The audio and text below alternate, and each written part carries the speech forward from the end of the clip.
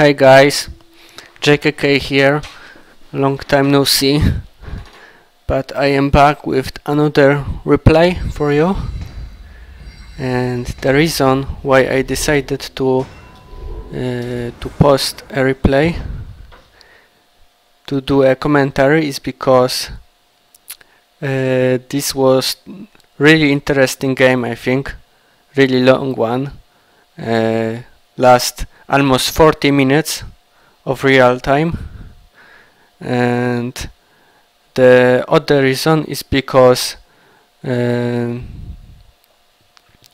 played Garant here, which I think isn't really competitively viable, because Garant is a mid-range deck, and in current meta you need to be either super fast rush with a lot of damage that you can inflict directly to opponent hero, or you need to be super heavy control and with time jumps.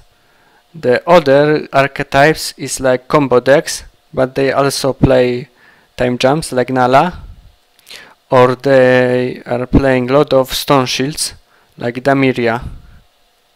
But Damiria isn't really viable because it's losing to the Inferno Rushes and to hard counters like Garant's Perch, Dark Lotus Pond, and Frozen Wave, for example, like Akane, that recycles Frozen Wave, also destroys the Damiria immolation with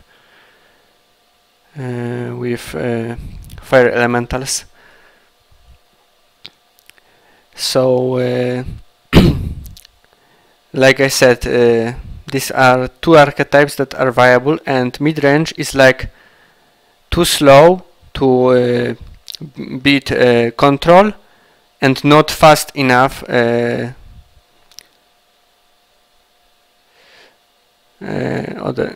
too slow, not fast enough to beat control, and doesn't have the strong enough late game to go to the late game and be competitive against late game deck like control decks like Kal Azaar. So I tried different approach with this Garant, which is mid-range, like I said, and I try to play like old days with 5 might, 2 magic and 4 fortune, but usually I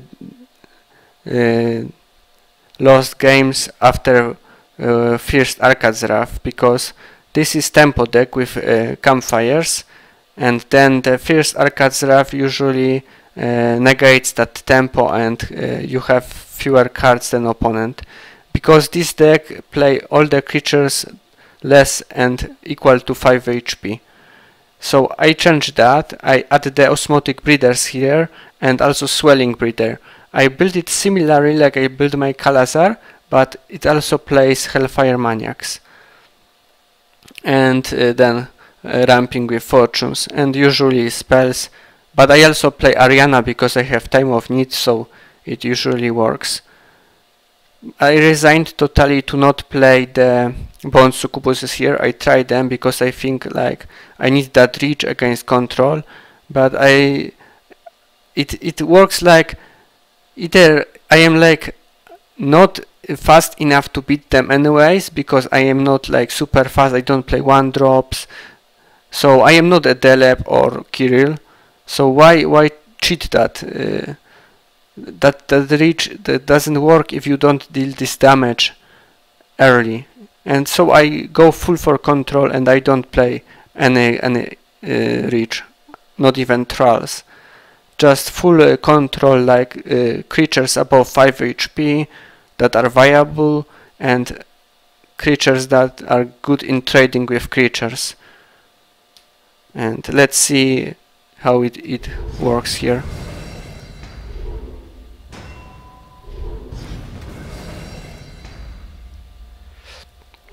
Normal start, just you need to play a lot of 2-drops. Now I am thinking what to do, and I choose to play like that instead of upping might and go for lurker, because I have 4 2-drops. So if I am playing to that turn, I will still have two drops for the next turn, and this is what I am talking about, this ramping with campfire so early, and he needs to already be like defensive against me. He moved his lurker up to block, so he feels that I am trying to rush him.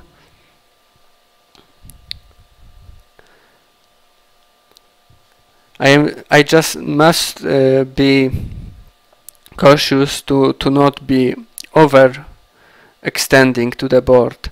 But if I am playing now these two drops, it's good, I think, because he cannot Kal Azaar the next turn. And then we will see what I will do. That's my mind here. I am just thinking if I should attack with the bloater into, no, the bloater, the hatching breeder into the opponent hatching breeder, or if I should move him here. And I move, but of course vulnerable to bloater, that's why I stacked it like that instead of here with the 4 HP breeder. I knew he will move that, but like I said, I am not playing for the rush, so I can move for the board. We can dance on the board like that. It's not that crucial to deal damage at the moment, so I can move them instead of attacking or something. And now the choice is either to play the forked firebolt on these 2 creatures, kill them, and then I have like this guy surviving Kal Azaar with 1/1 token breeder, and this guy, and that's all, and I waste the spell. Or I can play Osmotic Breeder, which survives Kal Azaar, play it here, move it also here, so I have these tokens plus that after Kal Azaar. Also, this is better for the curve, because if I up might now, I can play like Hellfire Maniac next turn, or I can play both Urjabal Minion and Forked Firebolt on the 6 resource turn. So I have that option if he doesn't Kal Azaar. So I think it's the best play now. And now I am just thinking about positioning, but like I said, it has to be on this row. And also move that here. And now I am thinking if I should wake off that. But the thing is, if I did, then he could play like these 2 creatures instead of Kal Azaar and play for attrition. And now I just... This Kal Azaar is really fair to me, because he kills 3 of his creatures and he kills 3 of my creatures. And I have this board after it, with this creature survive also. So now I am thinking if I should play this, or even this plus that, just to deal 1 more damage, but that's stupid, so I am not doing that. And I choose not to play anything, because I have this Week of Knowledge event, which just adds me another card to my hand, which is decent. And this board is awkward enough that he has to deal with it like with Kal Azaar or like double Forked Firebolt. That's basically just stopping his whole turn anyway, so I don't have any reason to add to that board. Now I could play both Urjabal Minions or Urjabal Minion plus Moon Phoenix, and the reason I play with Moon Phoenix is another Arcazraf that I play around.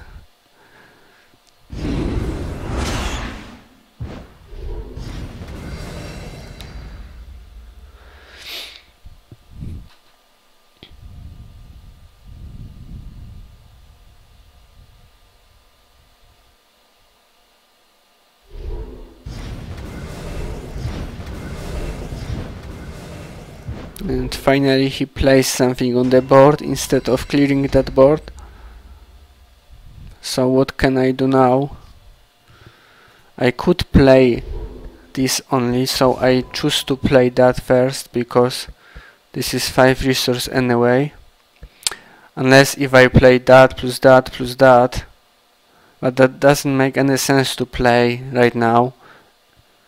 I think like I can only cast on this, but then this survives anyway, and this also.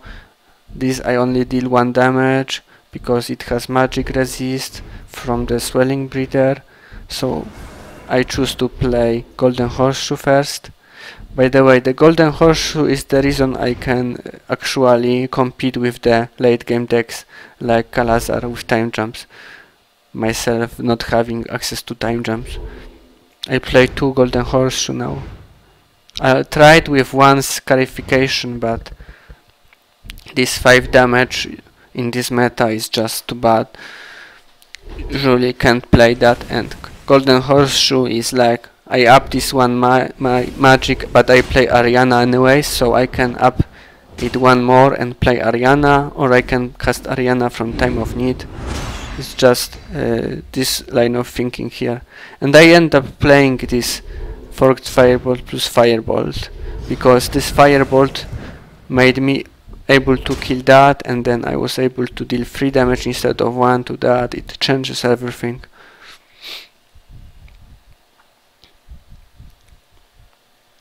It's also good so he doesn't have 6 magic.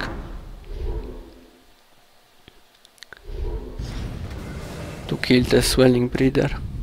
The magic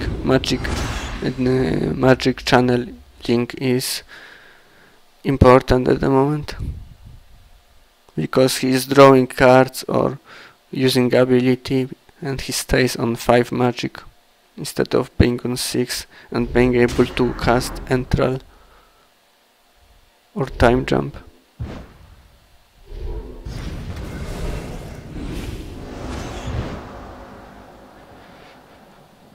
So that was obvious, I did that, but now I am thinking, okay, I will use Garant's push this turn anyway, so I may use it now and see his hand, and that will decide how many lurker I will play, if I play all 2 of them or only 1.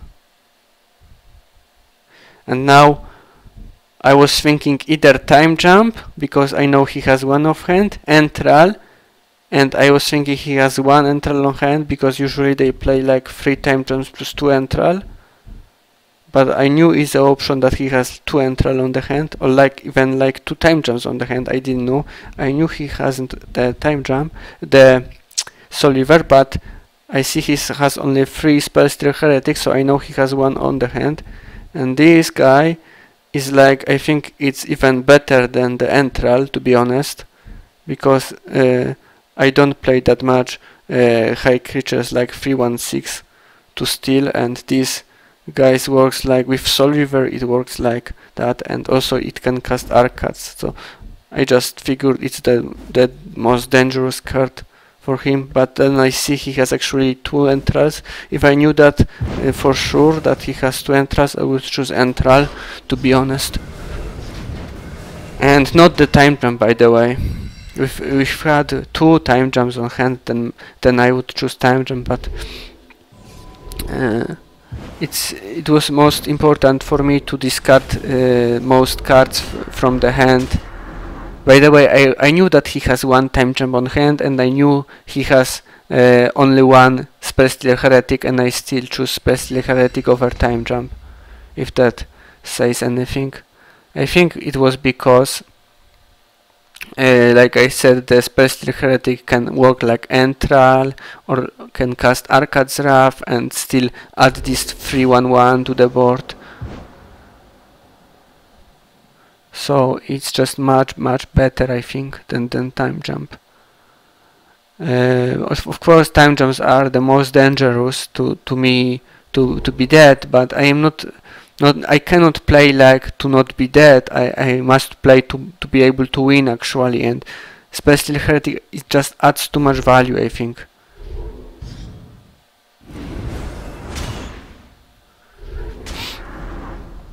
So now I cast this Ariana to just banish the Entral. That's a 6 cost card. So I think that's the best I can use Ariana for. Like if I just banish his creature, like the strongest one, it's still worse than to banish Entral, I think, because it kills the creature plus adds the creature into my hand, so it creates like triple value. Because it adds to the board, it adds to the hand, and it subtracts from his board, so that's the 3-to-1 deal. And now he steals her. I knew that he has two Entrals anyway, so I knew that he will steal something strong. I may as well let him steal that. I have Altar Avasha still, and use that with Moon Phoenix is really good.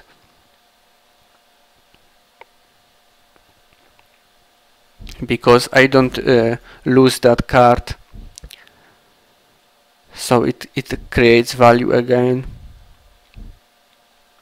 And as you see, I have 6 cards to his 3 cards, and that's after using 1 Golden Horseshoe and 3 unique cards.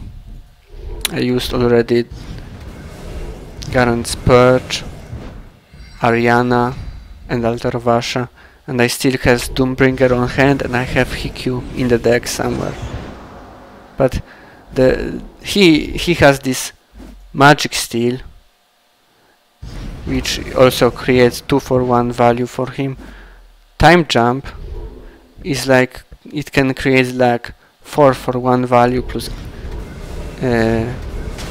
deal damage, because it can combat the board with the creatures.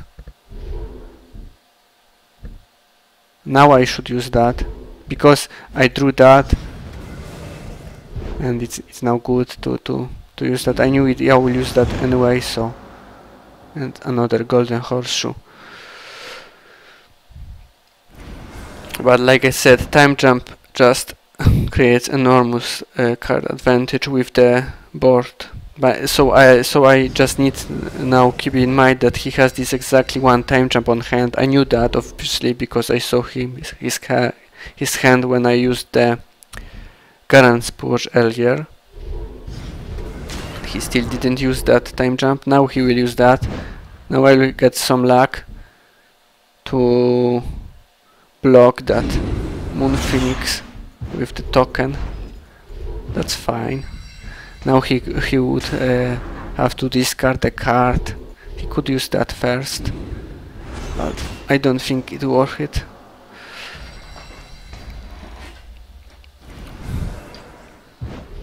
He still needs to play for some card, and it's first Maniac Taskmaster that I get. It's also really important for me, but it's not as good as it used to be just because of this 5 HP. So it dies to Arcazraf. As well as Hellfire Maniac, which also used to be like the best creature card in the game, and now it's kinda mediocre, to be honest, because of that 5 HP and because its role is not as significant as it used to be. Because okay, I can improve my board because it creates so much value, but then he is playing Arcazraf and the board is reset, and this value was negated by 1 single Arcazraf. So the trades on board are not as important, and trades from hand to hand, like the cast like Halo of Amnesia is really good now. I may add that to the Garant because of all these good decks and you can just discard the the card from hand directly, instead of like dealing with the board that gonna be wiped with Alcazar anyway. You can remove that Alcazar before that happens, and then you can actually improve the board.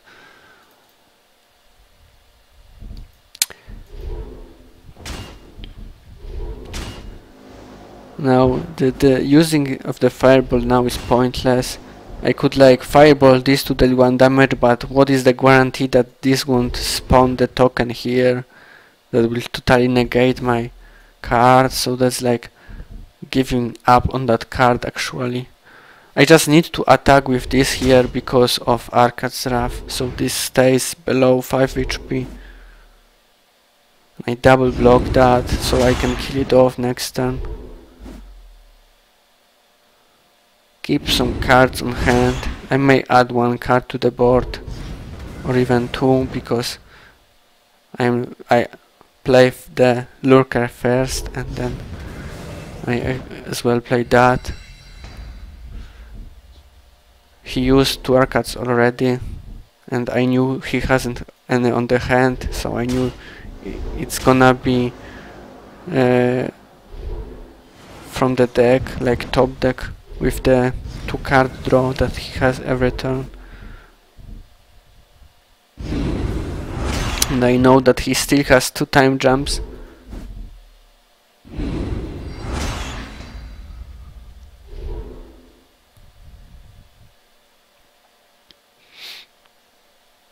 So now just kill the Moon Phoenix with my Moon Phoenix. I need to deal with that, but I may play first the spell to see what happens, because I plan to play that spell anyway. Okay, it's spawned here, so then I attack. If that's spawned here, I can also attack with this, so it was all planned. And now I can play Hellfire Maniac here to kill that finally. And I need to add something to the board now, but just 1 card. And I will play that card, but maybe I should play that card. You can't play too much around Arcad's Wrath. I couldn't actually play that card anywhere to not die to Arcad's Wrath, so maybe that's why I should play Lurker, but I think that card adds to the board more than Lurker, and I need to play for the board still, because he has spells like Entral.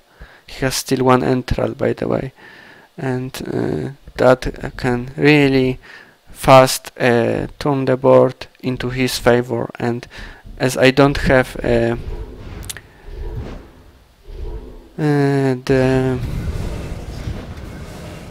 Doombringer anyway, at that point I used it already, so I need to be careful about board, because I cannot like gain that back, the board with Doombringer. I don't have it.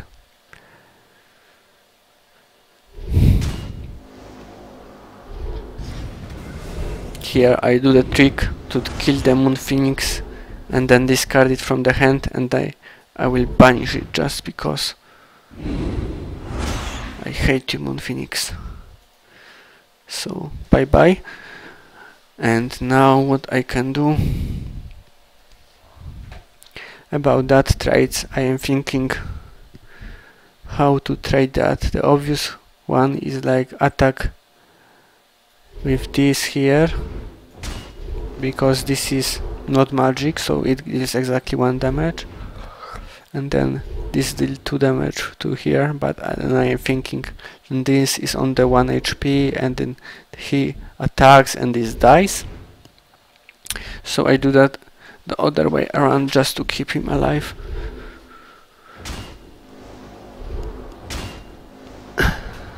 And you may see I actually attack here knowing that he will die, and he had similar case here. He had this token here, and he could make his my Swelling Breeder 115, and he didn't do that. I think it's really important to keep the creatures less than 6 HP maybe I know he plays Arcad's Wrath, he knows he plays Arcad's Wrath, so we both must do that, just because Arcad's Wrath. And here I cannot really kill that, but this will help me. So if I use that first now on that two creatures, alternatively I could use that like here and here, and this deal 1 damage only, so this just kills that.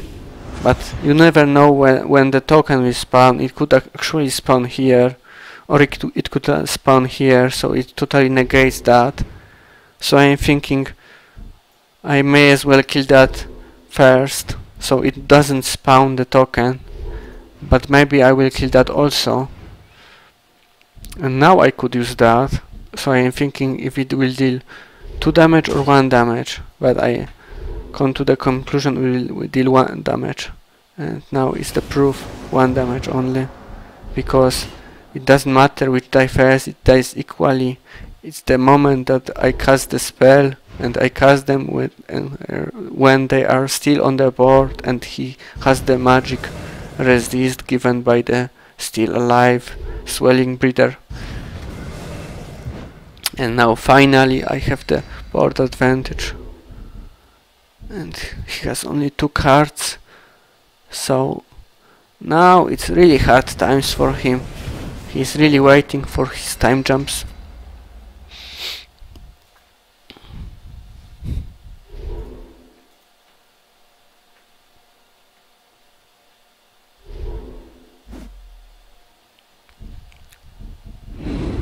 Just removing the cards, so Spellstealer Heretic cannot play them from the grave, but I have all the Spellstealer Heretics in the grave anyway, so that's just because. I mean, I knew that, but I need to discard some card. I may as well discard that card. It's all about Moon Phoenix to be honest at that point, because the Spellstealer Heretics are in the grave, so Moon Phoenix is only card that interacts with the graveyard, and I knew he plays one because everyone plays one. Well, I actually met some guy that plays 3. He always plays 3 Moon Phoenix in all his decks. It's the Chinese guy, and he always beats me. But that's by the way, that's not important here.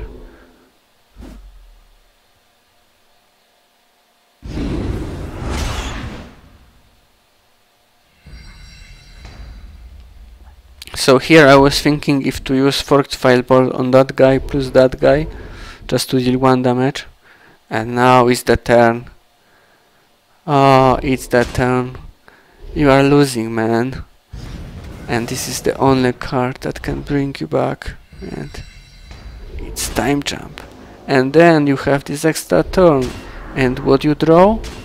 You draw another Time Jump. So you are playing it again. Because why not?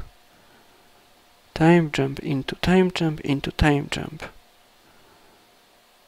And that creates card advantage, because every time jump grants you another 2 cards, because you can draw a card from the hero and you get the card at the beginning of each turn anyway, so that's 2 cards. So time jump is actually kinda like Golden Horseshoe, but it also gives you this another turn. So yeah, Time Jump is pretty good card. And now it's kinda hard for me. I can deal that 1 damage on this turn if and only if the token is not spawned here. But that's like 25% chance he is spawned here. I am aware of that, but still, what can you do? You need to remove that lurker somehow. And then I could shrink that, but at that point I think like I need to actually remove something from the board permanently, so that's why I opt for lurker and one of the tokens, and he spawned the token in perfect place because I can play the guy here and that will shrink that to 5 HP, which is important, and also kill that in the process. Too bad I cannot actually discard card, but here goes the Soul River anyway. Not like he could kill me with that Soul River, because this guy kills that guy, so this is only 3 damage, but still pretty good discard. Oh, now he has Ariana. He could play that now here, and that way he does that 3 damage. I have no idea why he didn't do that, to be honest, but he didn't, as far as I remember. He also didn't play Arcad's Wrath, or what? No, he plays Arcad's Wrath. Okay, that's why he didn't do that. He plays Arcad's Wrath. Yeah, I agree with that. Because this is 3 damage, and then he dies to Firebolt or something. He cannot block that 2 guys. If he attacks with that, then he cannot block that. I have no idea why he did that. First, oh, just to kill Swelling Breeder, I think, because he could attack first with that guy to shrink that. So that Swelling Breeder was here like from such a long time, when he had the chance to actually shrink that and he didn't. Now he has to waste that card, Forked Firebolt, to kill that. And now it was funny, because we both are out of cards. I have 4, he has 3, and I have 2 more HP, so I am thinking like I can actually win this now, despite of these 2 time jumps and board clear. Like time jump into Arcade, why not? And still Ariana on hand, which I don't know of. So now I could play the guy, because I am thinking I won't discard now because I don't have 3 demon, but if he gonna have ever again the 1 card on hand, why he didn't play that card? It must be something like Entral or something. But no, he doesn't have any more Entrals.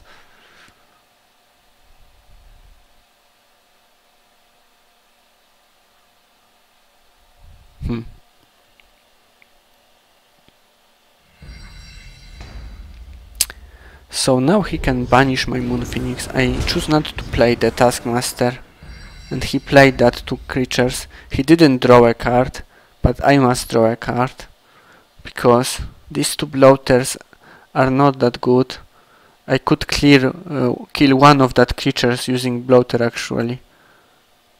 Wonder why I didn't do that.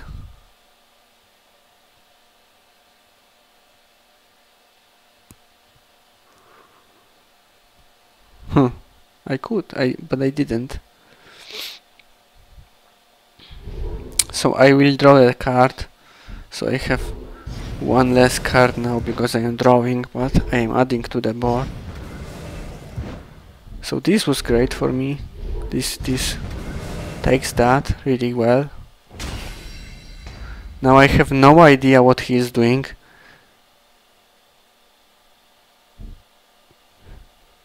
He could play that.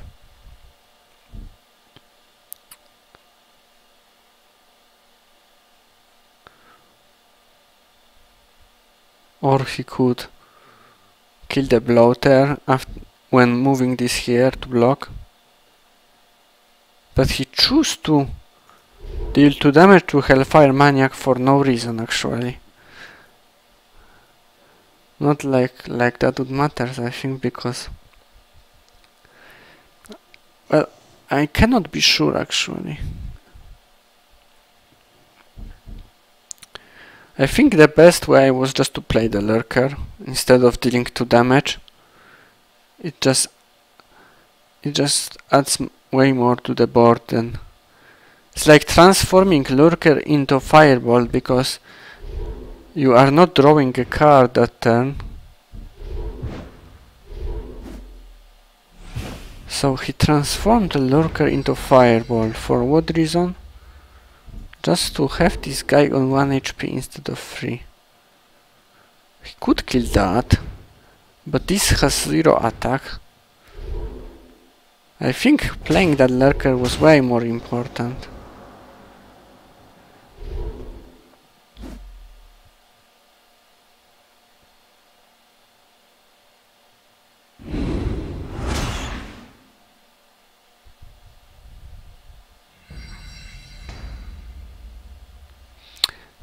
And now what?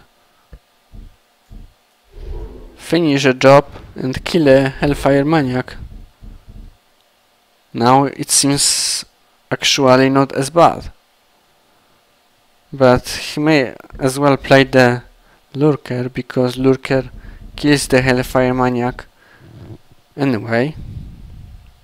So it's actually same now if he would play the Lurker or if he used the ability. This Hellfire Maniac really good in that situation. So he cannot win at that point, whatever he does. And now I don't even trade with that lurker. I just rearrange my board.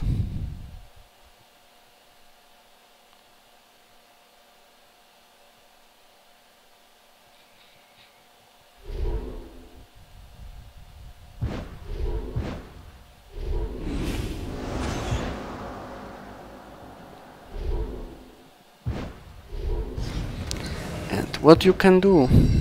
Nothing. You lost. But he will kill himself because he's so proud. He was actually like angry at me after the duel, telling me I was lucky. But man, maybe I have a good draw, but look at it this way. I have this Garant deck full of the creatures and only like firebolts to deal with your board, and you have the deck full of entrails, time jumps, soul rivers and Arca's Wrath. So you cannot complain, man, really. You are control deck against midrange deck. In theory, control deck wins against midrange deck 90% of the time. That's why the midrange decks are not viable in the current meta, because of control decks. In previous meta, when there was no control decks at all, midrange decks was actually really good, because they deal with rush decks and then they deal with stall decks. And control decks cannot deal with stall decks usually, but current control decks are playing time jumps, which gives them a chance. But they don't care, because we don't have stall decks in this metagame. We have only super heavy control decks and rush decks. Anyway, thanks for watching, guys. Hope you are not bored so much with me talking. Bye.